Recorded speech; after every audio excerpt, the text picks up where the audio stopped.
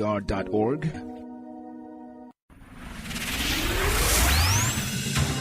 News, talk, music, get it all 24 hours on West Africa Democracy Radio 94.9 FM.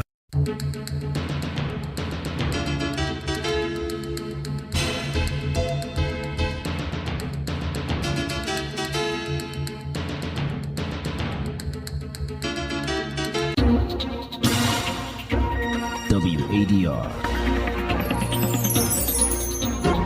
promoting dialogue.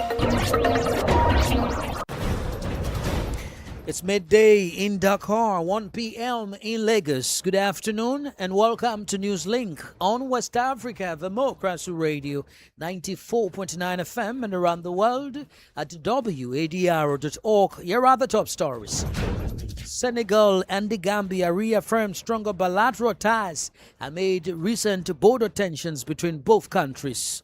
Nigeria's House of Representatives passes a state police bill, but opposition lawmakers walk out, alleging violations of constitutional procedures. Today's vote presents us with an opportunity to place Nigeria's national interests above every other consideration. Any action taken by the parliament must follow due process. Guinea-Bissau's opposition leader Domingos Pereira seeks medical treatment in Portugal as military court suspends pre-trial detention. Ivorian government intensifies crackdown on illegal gold mining following presidential mandate. This response includes, in particular, holding local administrative as well as defense and security forces accountable in the fight against illegal gold mining. Please stay with us for details of these stories and more. On the news, this is Augustine Bill Coley.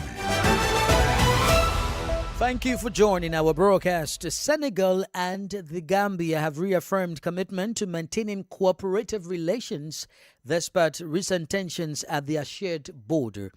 Senegalese President Bassirou Diomaye Faye is holding discussions with Gambian Foreign Affairs Minister Serigne Modou Ndiaye in Dakar. The talks are focused on strengthening cooperation and preserving the long-standing ties between Dakar and Banjul. Rose Samara Cates gives the details. President Bassirou Diomaye Faye met with the Gambia's Minister of Foreign Affairs, Serigne Modou Ndiaye, who delivered a message of friendship and fraternity from President Adama Barrow. During the meeting in Dakar, both sides reaffirmed their commitment to strengthening collaboration based on history, culture, and the close ties between the two people. Dakar and Gambia particularly wish to continue their efforts to favor the region's integration, peace, and sustainability in the Senegambian region. This meeting comes in a particular context recently marked by the incident on the border between the two countries. Banjul had accused members of the Senegalese armed forces for destroying part of the fence surrounding a Gambian military installation. In response, the Senegalese government indicated that the area in question had been a subject of discussion between the authorities of the two countries for several years. Dakar even referenced to encroachment affecting its territorial integrity. Despite this dispute, both countries had prioritized diplomatic channels, calling for the avoidance of any escalation. For WADR, Rose Samara Cates, Banjul. Elsewhere in the Central Sahel, the ministerial meeting of the Mali-Morocco Joint High Commission opens today in Bamako, marking a new step in efforts to deepen cooperation between the two countries. The conference comes a day after the Bamako-Rabat Business Forum, which brought together government officials and business leaders from both nations to explore new economic opportunities. The objective is to strengthen bilateral ties, with discussions focusing on expanding cooperation in trade, industry, investment, and infrastructure. Details with Imo Edit. This business forum brings together Malian and Moroccan business leaders and investors, as well as representatives from the public and private sectors.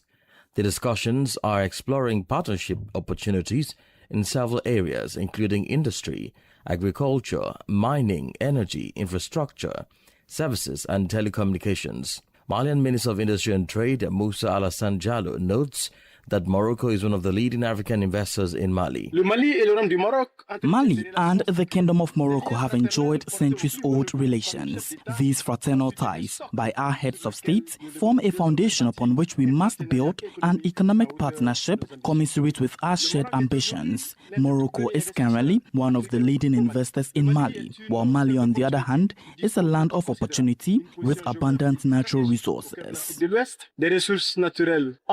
Meanwhile, Moroccan Minister of Industry and Trade, Riyad Mezzo, says this meeting provides a valuable opportunity to strengthen economic cooperation and transformation opportunities into concrete projects for the benefit of both countries. Moroccan companies have placed their trust in Mali. Our head of the Employees Association invests in Mali on two fronts. He invested as an employee at the time and today as an entrepreneur. He has significant interest in Mali. Morocco's wealthiest individual has invested in Mali. The forum also facilitated B2B meetings between Malian and Moroccan companies. Several avenues for cooperation were identified to increase trade and promote local processing of resources. Imo added with the details of Aliu Cham's report from Bamako. Meanwhile, the Malian transitional government says it is awaiting official confirmation from Washington following reports that the United States could strike Jenim hideouts in the country. Foreign Minister Abdoulaye Diop made the statement at the opening of the International Defense and Security Exhibition in Bamako. He said Bamako is closely monitoring reports of possible U.S. targeted strikes and expanded intelligence operations, but stressed that any security cooperation must be agreed with Malian authorities. Diop added that Mali remains committed to leading the fight against armed groups using its own defense and intelligence capabilities, while partners must consult with authorities before offering any support. The reported U.S. discussions first reported on Thursday by the Washington Post, citing a senior U.S. official targets Jenim, an al-Qaeda-affiliated group formed in 2017. The group remains one of the deadliest security threats across Mali and the wider Sahel. Still on issues within the Sahel, Niger and China are strengthening their bilateral partnerships with renewed emphasis on security cooperation. Niger's Minister of State for the Interior, Public Security and Territorial Administration, General Mohamed Toumba, met with China's ambassador to Niger, Leon Gujan, in Niamey on Thursday. Discussions focused on extending cooperation in the security sector as both countries seek to address the growing threats of terrorism and transnational organized crime in the region. Atiawin Mbela tells us more. During this meeting, Niger's Defense Minister General Mohamed Toumba and Chinese Ambassador Louis Guijin affirmed their commitment to strengthening bilateral relations, particularly in the area of security. Discussions also explored mechanisms to improve security collaboration and support community stabilization across the region. The Chinese diplomat invited Niger to participate in the inaugural International Forum on Public Security, which will be held in Beijing from September 8 to 13, 2026. The talks come as Niger and China continue to build on a partnership that dates back to 1974. China remains one of Niger's key economic partners, particularly in the energy sector, through the Agadem oil field and the Niger-Benin oil pipeline, which exports Nigerian crude to international markets. In recent years, this partnership has faced challenges over issues such as local employment, wage disparities, and the transfer of technical expertise. However, as economic ties continue to evolve, Nigerian authorities have notably requested a fairer distribution of economic benefits, more jobs for local workers, and increased skill transfer. Atiowin Mbila with that report. More stories coming up on West Africa Democracy Radio. Newslink continues. Guinea-Bissau's major opposition leader, Domingos Simoes Pereira, has left the country for Lisbon, Portugal, to receive specialized medical treatment. The president of the African Party for the Independence of Guinea and Cape Verde, PAIGC, departed Bissau on Thursday. His departure comes after the military court suspended his pre-trial detention for 3 months on humanitarian grounds. Christopher Aticho completes the story. The temporary suspension of Pierre's pre-trial detention follows a medical assessment by the main military hospital in Bissau. The hospital concluded that the treatment he requires is not available in Guinea-Bissau and must be provided in Portugal.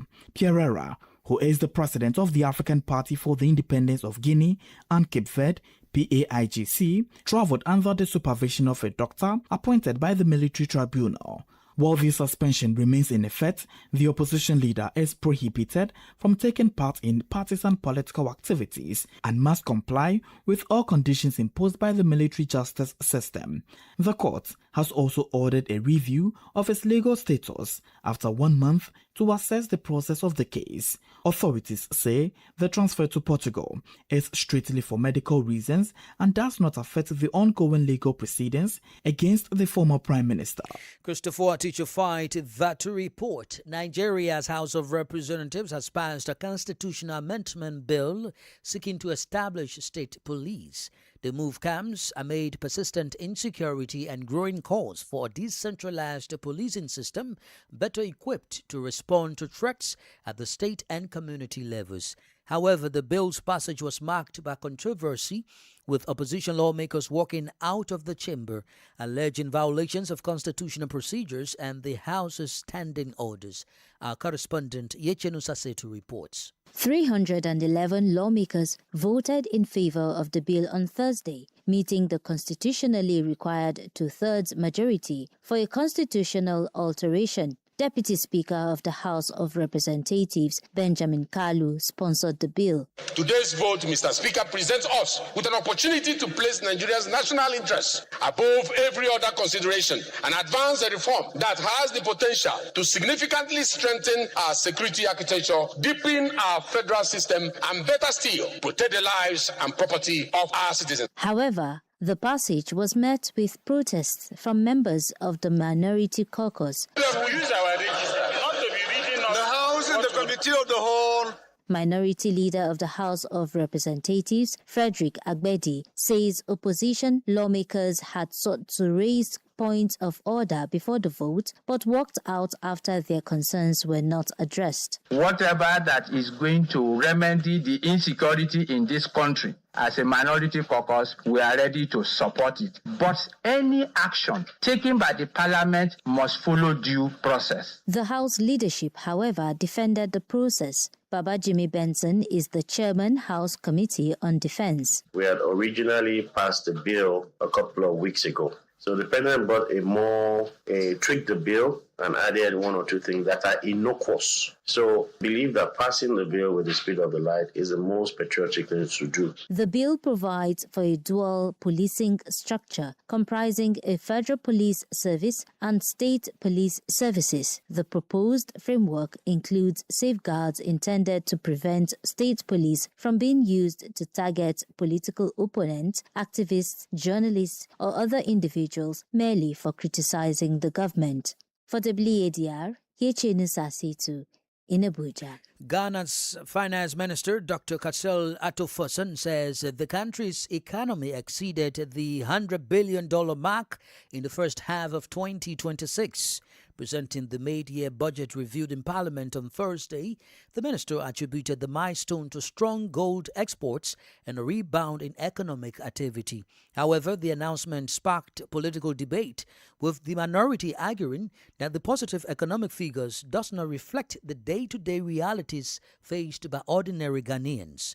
Nadia Detiti has the details. During the presentation to Parliament, Finance Minister Dr. Katsel Atofosun announced that real GDP growth reached 6.4%, exceeding expectations, while government remains on course to achieve its fiscal deficit target of 1.5% of GDP. He said strong revenue mobilization, particularly through the Gold Board initiative, had helped boost foreign exchange earnings, with the country's economy now exceeding $100 billion for the first time. The minister also assured investors that government would honor the next 10.8 billion Ghana cedis domestic debt exchange program coupon payment and announced additional funding to address flooding in Accra. Ghana has not merely met its first half-year target, it has exceeded them. Mr. Speaker, overall GDP growth was 6.4%, in the first quarter of 2026, well ahead of the 4.8% full-year target. Non-oil GDP growth was 6.3% in the first quarter of 2026, well ahead of the 4.9% full-year target. Inflation has more than halved.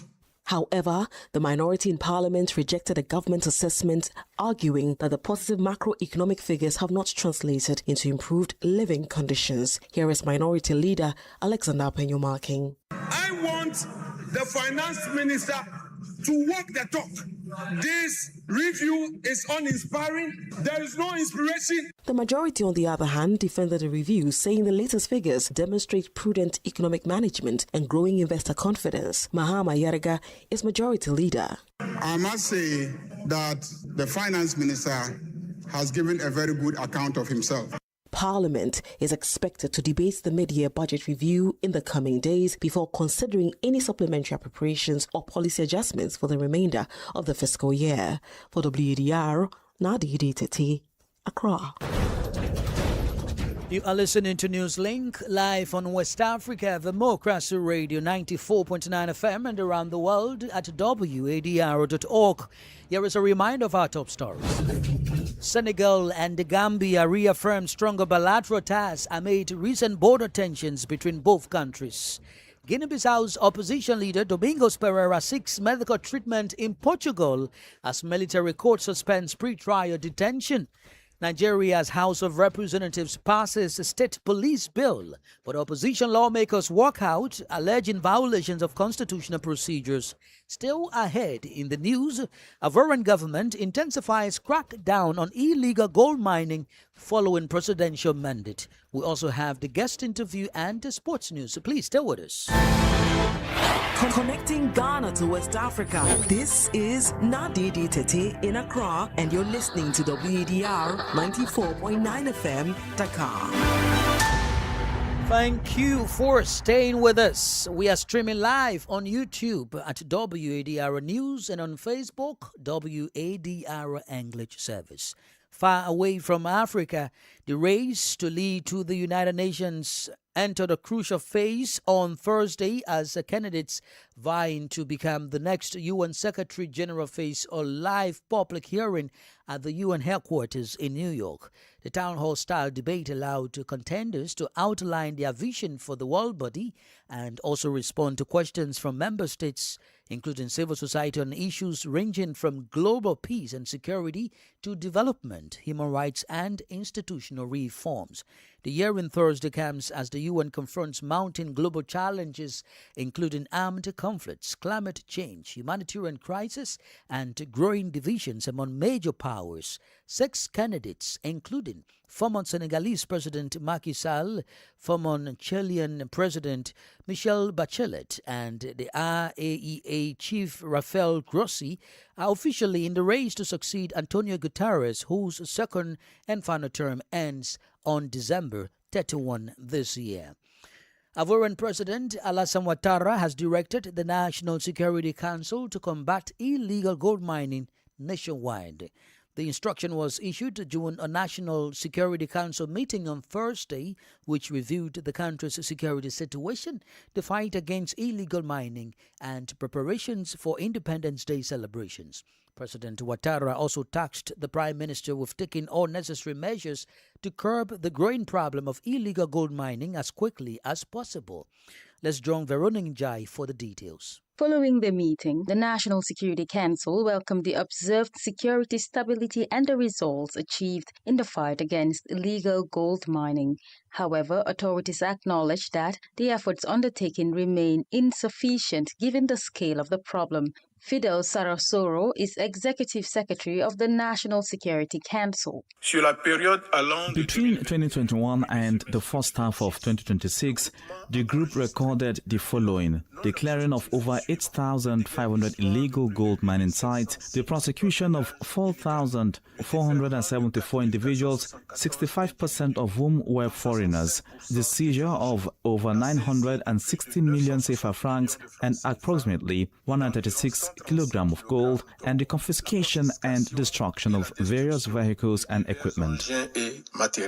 The National Security Council deplores the persistence and even the expansion of illegal gold mining throughout the country. To reverse this trend, the head of state has ordered the strengthening of enforcement, prevention and coordination efforts among the various relevant government agencies. Fidel Sarasoro speaks again.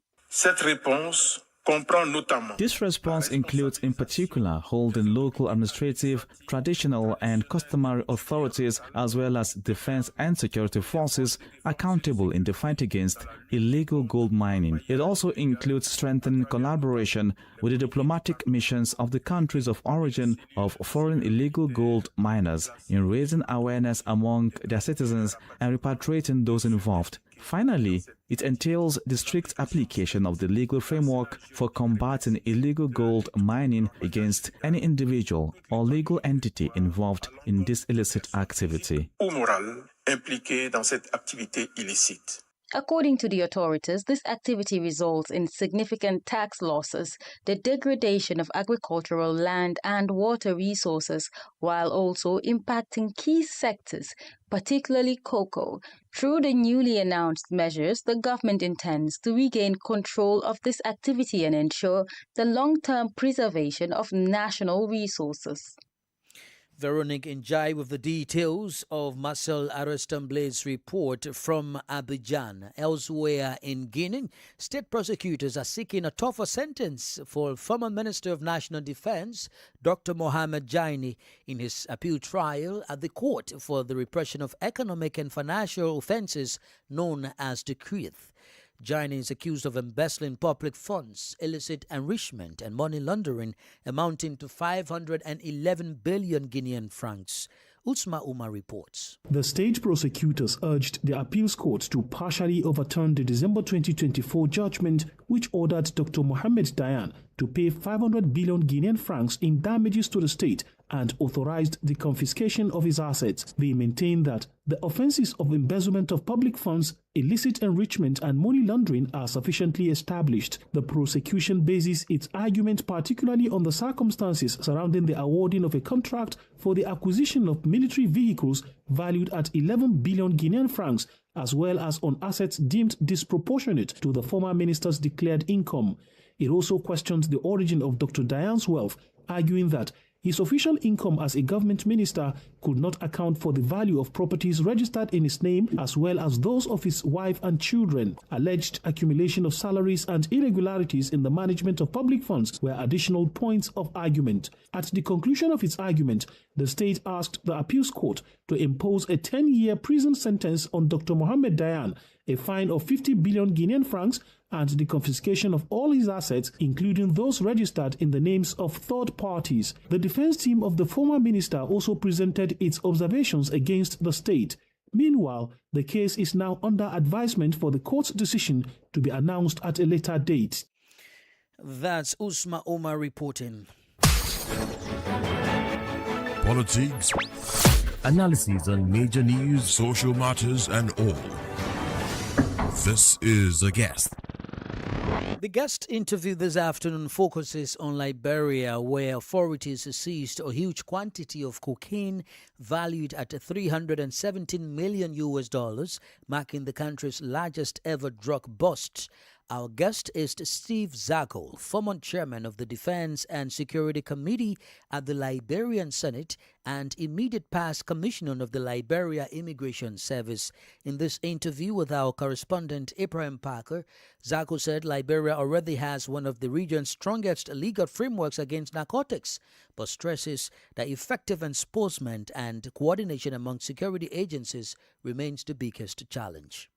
What the seizure means is to expose our vulnerability, because the seizure is not a result of our own effective actions. It's so worrisome, and the way it happens suggests to me that the guys feel comfortable. Okay. Normally, that huge catch are not always together with those who brought them or those who are trafficking it. Normally, is maybe located somewhere far from them. But the fact they have it in the house with them, it suggests that they are relaxed, they feel comfortable. They feel that they have a system that supports them. I mean, while we're drug trafficking drug, or that huge concern, live in there. Let's look at the criminal network based on your experience. People who are involved with this take advantage of Liberia's borders. It's nothing strange. I mean, national security actors are aware that our borders are vulnerable. We are just launched our National Security and Intelligence Act. These discussions were had. So it's not a strange thing. It didn't come as a surprise. So we know that drug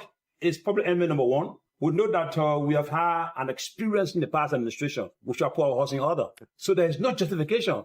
But now hair should be rolling.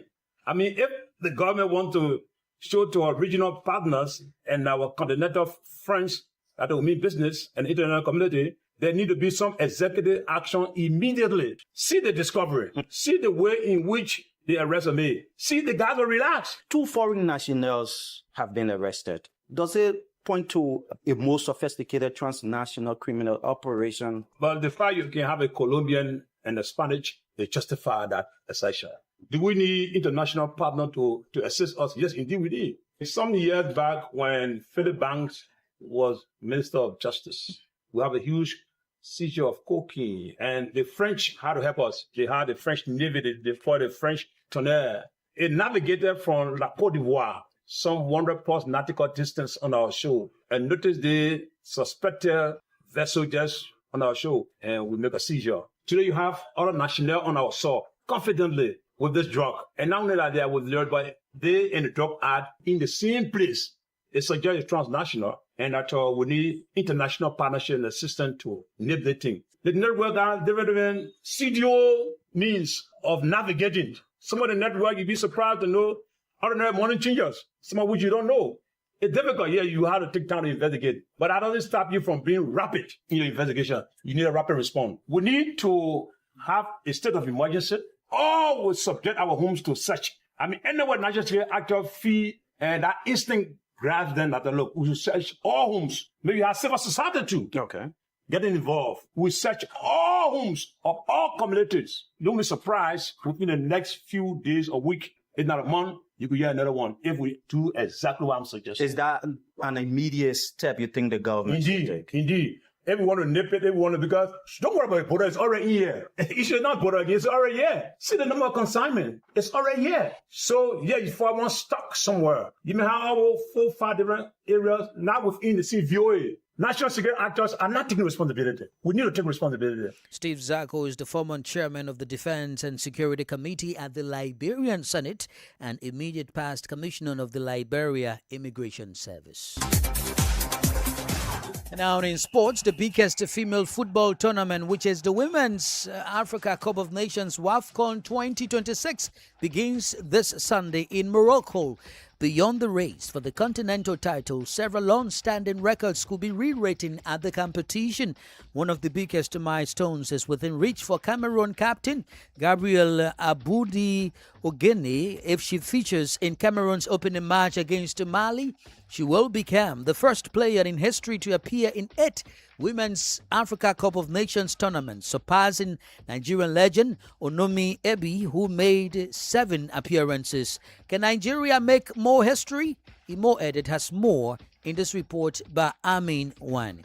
Africa's most successful women's national team, the Super Falcons, are chasing a record-extending 11th WAFCON title. Veteran stars Francisca Odega and Osinachi Ohale also have the chance to claim a 6th continental title, which could be an unprecedented achievement for any player in the tournament's history. Another important question to ask is, could the team's record also tumble? Very likely. With the tournament expanded from 12 to 16 teams, more matches will be played, increasing the likelihood of new scoring records. The previous record of 66 goals set at the last edition is now under serious threat. Another record to watch is the most goals scored by a player in a single WAFCON tournament. Nigerian legend Perpetua Nkwocha has held that record since 2010 after scoring 10 goals in a single edition. Whether anyone can surpass that remarkable feat will be one of the tournament's most intriguing storylines. As WAFCON 2026 gets underway, history is not only waiting to be witnessed, it is waiting to be made. Imo Edit with the sports prepared by Amin Wan. And that's it on this edition of Newslink on West Africa Democracy Radio, broadcasting from Dakar, Senegal. Thank you for listening. Many thanks to Mustafa Sek and Joaquino Capa Gomez for the technical support. I am Augustine Curley. Good afternoon. We thank you for listening to Newslink in Nigeria on Love FM Abuja and Darling FM Owerri. In the Gambia on Hot FM Banjul, Hilltop FM and Veritas Radio in Serekunda. Thank you for listening on Alternative Youth Radio Lofa County, Liberia, Radio Kegaman in Nimba County, and DCN Radio Riverses County. A big thank you to Radio Baft FM in Sierra Leone for listening, and in Ghana we thank Radio Pad in Damango and Royals FM in Wenchi. Thank you all for listening to